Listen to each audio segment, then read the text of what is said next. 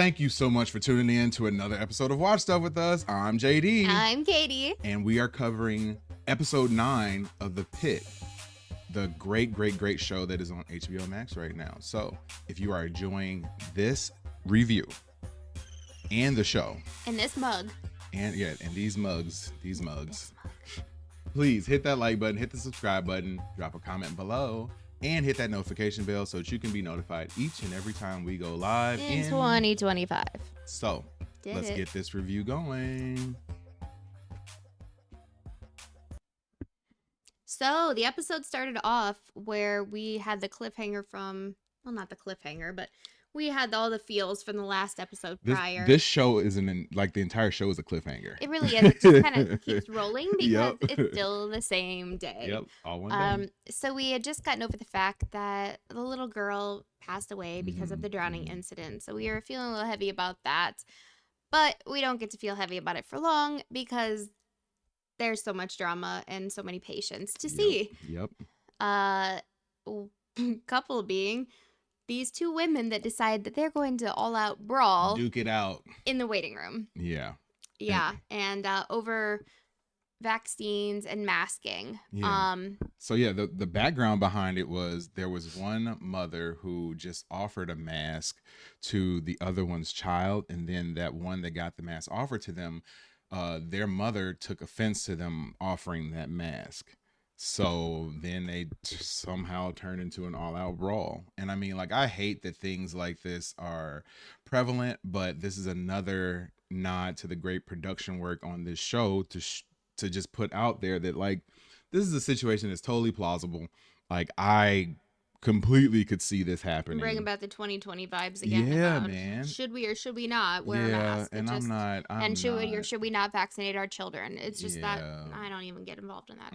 I don't want to get involved into it. All I'm going to say is that this was very realistic, and I can see a situation like this happening. And I love this show because they continue with the realism. Especially after all the time that you've spent in the waiting room. You're anxious. You're crabby. Yep. Stuff sick. happens. You're sick. Yeah, you're not feeling good. It's more than just waiting. You feel like crud. And it ended with the one lady who decided to punch the other lady getting a tooth lodged into her hand. Yeah. Yep. But luckily we have the guardian angel of the hospital, Dr. Evans, comes back and she yells at them and is like, you are adults. There are children here. This is not appropriate to do in a waiting room or anywhere. And and she said a lot of stuff that was pretty she's bad A. She's the MVP of the show. Yeah. Like, by far, to me, she's the MVP of the show. Yep.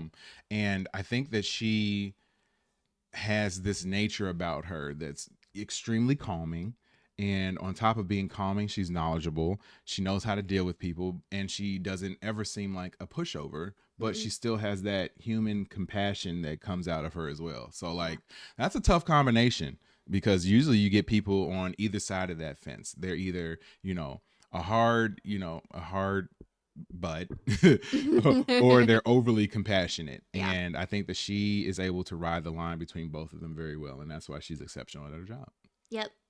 And even though those two women were throwing a huge fit in that waiting room, they are not our least favorite person in that waiting room.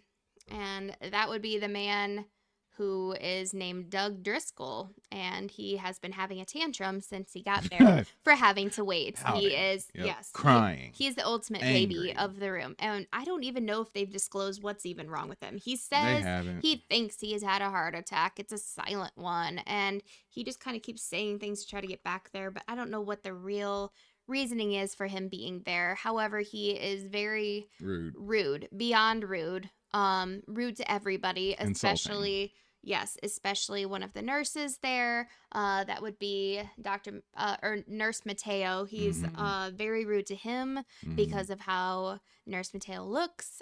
He is very rude to other people because of how they look. He's very rude to doctors and nurses for not putting him first because he feels like since he pays his taxes and since he has great insurance, he should be first. We don't like him. No, he's not terrible. one bit.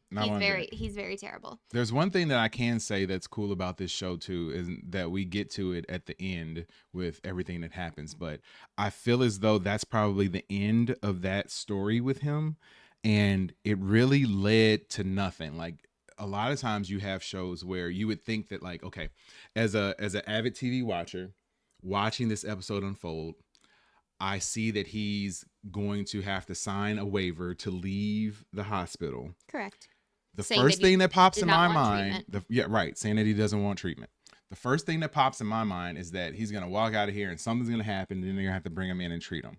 But that is not the direction they go with it at all. No, and I thought that maybe he was going to do something drastic, like hurt himself further so that he would get seen sooner. But that is not the way it went either. Yeah. And it went a totally different route. And we'll talk about that route that it went at the end of this episode. But. As if we couldn't dislike him more. Right? Yeah. He goes and does the most. Yeah, the most. The very most. So yeah, he's poop. Then we go to Dr. Langdon. Oh, yeah, Dr. Langdon. Snapped on Dr. Santos. Yeah, he kind of had he had his reasons, but he went overboard by far. It was very, very rude and so far out there that he was insulting her knowledge and her profession and saying that she was terrible and shouldn't even be working there. I think there's ways that he could have said it better, because nothing that he said was false. Like, he said everything that needed to be said. It was and she how needed he to said be it, dropped and the down fact a that peg. there was Right. a patient still in the room with them, conscious or not. Inappropriate. Yeah. Yeah, and then on top of that too, we had Santos, who decided to cover for Garcia and basically take the fall for something that she didn't do, even though she did come up with the solution. So in a normal situation with a doctor that I do like, I think that I would have been like, oh, that was very admirable of them. But with Dr. Santos, I'm like, you've already done too much. Like, you're all the way on this We're side. We're all in agreement, Dr. Santos. Yeah, like, you kind of stink. Whatever. Yeah. But I'm glad that you're trying to redeem yourself now, but it's like too little too late. Yeah, she was right in that moment with that diagnosis, and that was great. That's great. But and it's nice of her to try to be the hero and take one for the coworker of hers. But we still don't really like you. Sorry, Santos. So yeah, he had a blow up moment. I'm not even sure what proceeded to, Well, I think it was just a combination of the situation that had happened earlier with her trying to make the call on something, which led to the patient getting sicker, and then having this situation occur. And he's just over her. Right. I think he's just done. Like, and he reads her the way that we have read her, and he doesn't like her. Right. He doesn't think that she's professional. And because of that, it's bleeding over into the way he interacts with her, which is a normal human thing, but is not appropriate at the hospital. Yeah.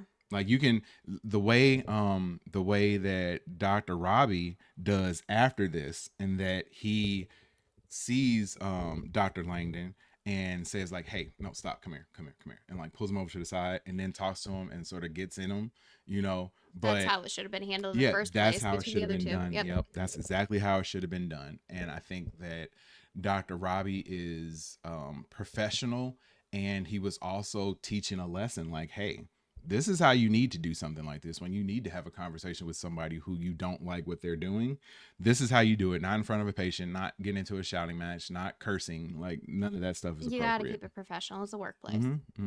Yep. So from there, then we went on to Oh, wait. I'm going to interrupt you. Oh, no, go ahead. There's one other thing that we had highlighted that I wanted to talk about. The what drives Dr. Santos. And I thought that was a good point for us to talk about. Like, why is she there? Like, what is her thing? Like, what is her reasoning? Because she seems like it's just a job for her. She doesn't seem like one that is like, I really want to help people. Right. I want to help people. No, not at all. Not at all. And I feel like she is one of those people who is good at something, and that's why she does it. And she's probably been great in her classes. She's probably done very well, because I could see her being the type of person who is going to write an excellent report, who's going to be able to present on something very well. But then when it comes to those interpersonal interactions, it's horrible. And that's something that you can't really judge outside of seeing this person in the act. So yeah, I don't know what drives her. I still feel like there's past trauma that we don't know about her, or situations that she's gone through that may have led her to choosing this career. But she needs to take a chill pill. Mm-hmm. She's a little much. And in a regular show, I would feel as though they're going to give us something that's going to make us more empathetic of her. But this is not a regular show, and they may just leave it as is, that she's just because in real life, not all crummy people turn out to be amazing people that we really like. Yep. There's just crummy people in the world. Some people. Yep. Are they crap. Just stink. Yep. So then we go back to the human trafficking patient that we had where she had that boss that seemed to be very overbearing, answering for her, very it was a very awkward, uncomfortable situation where this grown lady didn't get to speak for herself. Also, it was giving off vibes of her being part of a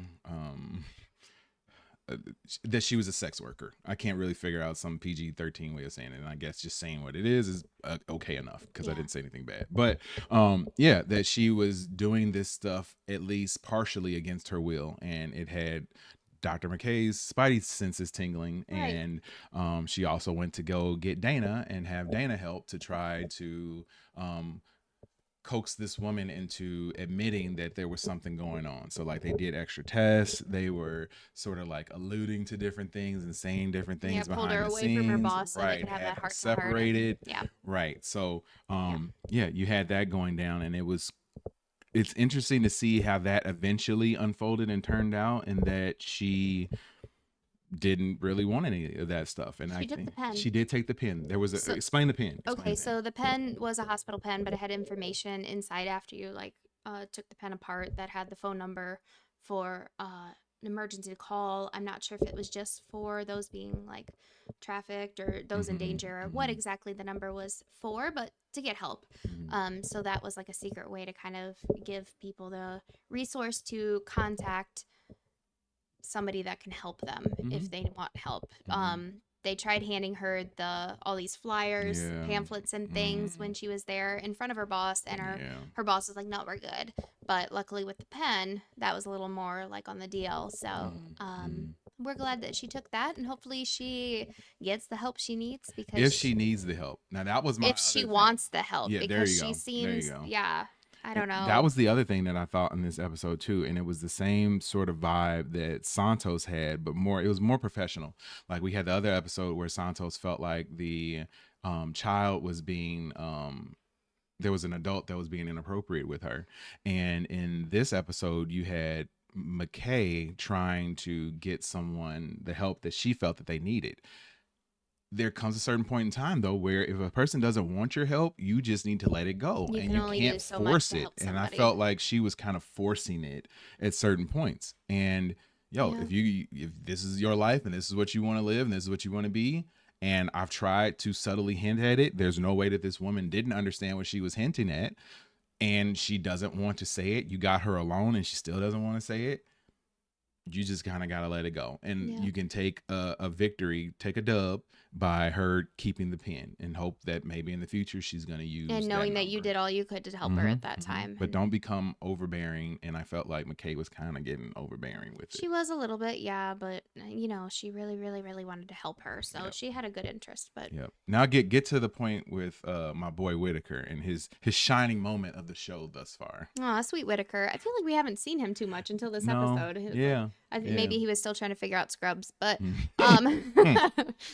going through all the pairs of Scrubs. No. Speaking of that, though, he did seem to make a little friend. Some girl that keeps giving him Scrubs. So I think he made a little friend there. But no, he. I thought you were talking about something else when you said little friend. Oh no, but that was there too. So Whitaker, his patient that he had that was brought in, that. They brought him in because he was having like a schizophrenic moment. Yeah, he just seemed like he was kind of out there. He was I don't know if they knew it was schizophrenia, but they knew he was kind of going through some stuff, and that he was homeless. And they brought him in, and there was the incident in a prior episode where he this potty. Homeless man, kind of urinated all over the place and chose to do so kind of all over poor Whitaker, Mm-hmm. which was another pair of scrubs. And so, but the man, I guess, had gotten some care after being there a few hours and wanted to speak to Whitaker and apologize to him. And that was really sweet. He was saying, yes, he's schizophrenic. Yes, he's homeless. Unfortunately, because of the combination of the two, he doesn't have access to the medication he needs in order to help him stay more stable.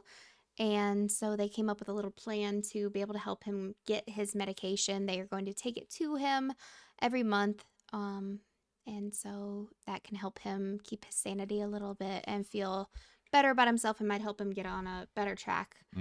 So it was really nice to see him apologize to Whitaker, and Whitaker, took off. He came in there all bundled up. He had like a hair he had a plastic net. mask, everything. Yeah, he was expecting. Can you blame him though? No, he was expecting it to be another waterworks show, but he luckily it didn't go that way, and he was showing that he was understanding and of this man's situation by taking off some of his gear and saying that he would personally take him his medication every month. So that was really sweet. Yeah, I thought that was cool. And then there was the other hero moment that Whitaker had by getting rid of the rat that had been plaguing them, that originally started with this guy. So like they took his wrestled that thing open, and like rats came pouring out, and they were able to get one of them after Crosby had attacked it. Crosby, we love dog. Crosby. He might be my favorite in this episode. Right. So Crosby's the cutest little dog who came in with a man who had terrible road rash because of a woman that had accidentally hit him because she had passed out, and that was a whole other thing. But but yeah, so Whitaker uses country boy skills and was able to dispatch of the rat. Yeah. Which I know you were kind of sad about. I know. Like that rat. You like all pets, though. I used to have rats. I do like all pets. That's why I work with animals.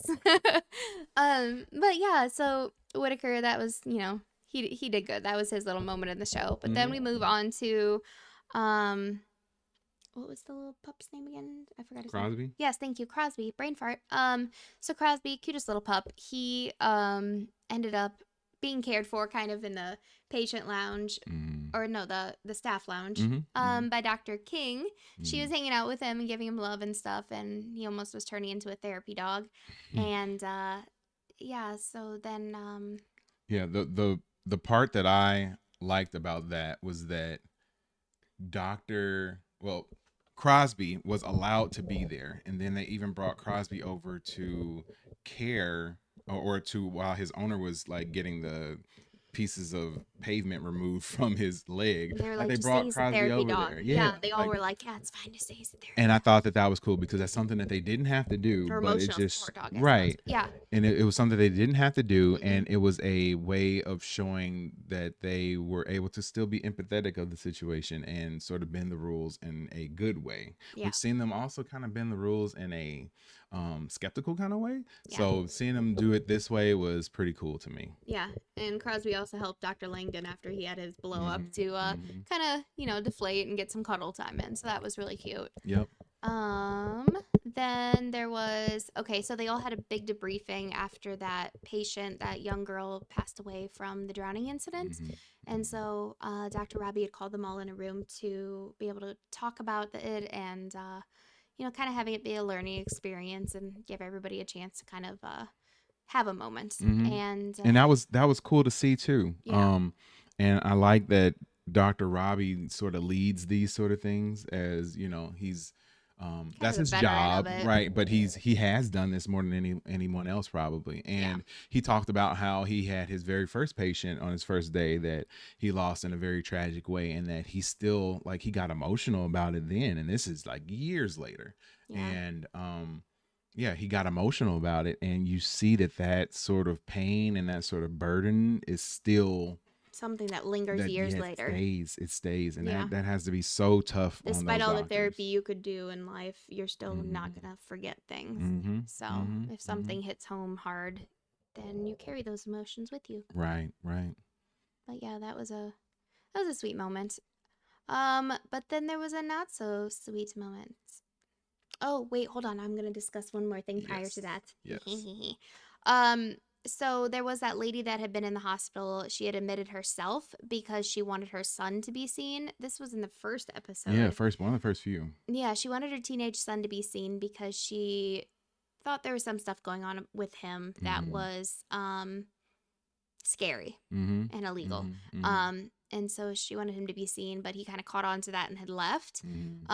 So they just showed her again talking with doctors and still not having her son come pick her up. He's still AWOL. So obviously we're not days into the show, we're hours into the show, but yeah, we still don't know where he is, and I still have a bad gut feeling that it's not going to go well when we do find where he is. I feel like it's leading towards something. They wouldn't have brought this back again now and then have nothing happen and then just be the end of it. Like, I think in the last, few episodes, something's going to happen. I feel like in the very last episode, it's going to be something, and it's going to be that little cliffhanger that rolls you into day 2 whenever we see that. Right. But yeah, moving on to the crummiest part, I believe, of this episode was when we had sweet Dr. Evans outside. Is she a doctor? Yeah, she is a doctor. Okay, of course. I've had a brain fart on her position. Yes, she was outside just taking a moment, taking her break, and gets knocked down, gets punched in the face, knocked out. By our jerk, Mr. Driscoll. Yep, the guy that decided to take that paper saying that he did not want medical treatment, and refuse that. The guy who thinks he's high and mighty and God's favorite. So he then went over and assaulted her, and it leaves her on the ground. She's alert, but leaves her on the ground, and that's how that episode ended. Yeah, like I was saying earlier, this was not the route that I thought that they would go. Like, I thought that he was going to walk out and just like pass out or have a heart attack, and then they have to bring him in and treat him, and then everybody feels bad because he waited so long, but you also don't care because he's been a jerk. But to see him going like full on assault Dr. Evans, like, he was mad that she was not expecting. He was mad about the situation and mad that she was on a break because he didn't feel like anybody should get a break since the waiting room was full. But we don't care what he thinks. Yeah, no. And I mean, I get what he's saying, but in no way do I agree or condone his behavior. And I really hope that we get some sort of resolution to this, and this isn't just the way that it ends for him, and that we don't see him anymore. I'm sure that he's going to be hauled off somewhere. Somebody's going to find him and take him behind some bars. So, and hopefully Evans is okay, and that she didn't get any head trauma from that. But I guess if she did, she's in the best place possible. So we'll see. I got a feeling that with him, he's going to come back in some sort of unfortunate way. Like, he walks away from here and is walking down the street and then gets struck by a car or something like that. It's like, and then they have to bring him in to get help, and everybody's like, well, we don't really want to because he just assaulted her and also has been terrible all day in this waiting room. So So yeah, the way that this episode ended definitely like ratcheted up the drama. And I didn't think that there's a drama of all the stuff that happens with the patients, but to see like this physical sort of level of drama, like, I was not expecting that at all. I really wanted I really wanted to see her just like get back up off the ground real quick and just like swing around. And then like he literally took out the MVP of the show. Like we said in the last episode, like, she is the MVP. She's the Rock. Angel of the ER. Right. She's the Rock, and she got knocked. So I don't know what to do or what to think, but I can't wait to see where this goes. And his little white trainers. Yeah, I know. Like this guy. Dude, and I feel like everybody knows people like him, and whatever. I'm not gonna get there. But whoever the actor is playing him, you're doing a great job, sir. It's a good thing you were born into the face that you have that that's very makes punchable. Yes. Doing great. You got all the roles for that. So yeah, what did you think of episode 9? Like I said before, this is definitely growing into one of my favorite shows on television. I can't wait to see where it goes moving forward. Please drop a comment below and let us know what you think. Hit that like button, hit the notification bell, so that you can be notified each and every time we go live in 2025. What are we gonna do next year? I don't know. We have to figure out another rhyme. We didn't do anything last year either, but nope. We'll just figure luckily out this year it rhymes. We got it. And if you made it this far in the video, you get an award and a clap for making it all the way to the end. Yes, all the way to the end. So, and if you haven't subscribed at this point, you need to do it, because there's no reason to watch our videos fully and then not subscribe, because we're awesome. Please and thank you. We appreciate you. And share our videos with other friends that you know that are watching the same show. It helps, because we're a little channel and we're trying to get big. We're small. We're like small business owners, but we're small. We're small. SMOLL. Small. Share the love, please. Yeah. I'm JD. I'm Katie. And we will see you when we see you. Peace.